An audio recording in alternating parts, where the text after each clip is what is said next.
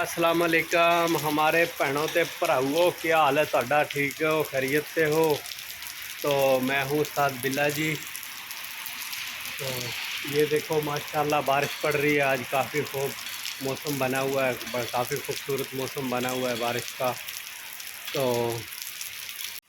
तो अगर हमारी वीडियो अच्छी लगे तो हमारे चैनल को सब्सक्राइब करो, साथ लगे बेल आइकन को प्रेस करो ताकि हर आने वाली वीडियो आप तक बआसानी पहुंच सके। तो ये देखो पानी चल रहा है आम ताम। बारिश तकरीबन 1 साल के बाद बारिश आई है। सऊदी अरब अबू रेश जैज़ान, काफ़ी हरा भरा मौसम हो गया है, काफ़ी खूब मज़ेदार मौसम हो गया है।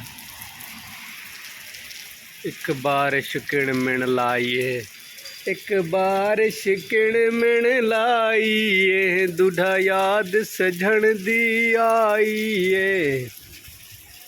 मारे भराओ हमको सपोर्ट करो, मेहरबानी होगी आपकी। तो अब इतना ही, आज के लिए इतना ही, बस ये वीडियो को करते हैं एंड। इंशाल्लाह नेक्स्ट वीडियो में मिलेंगे, तो तब तक के लिए अल्लाह हाफिज़।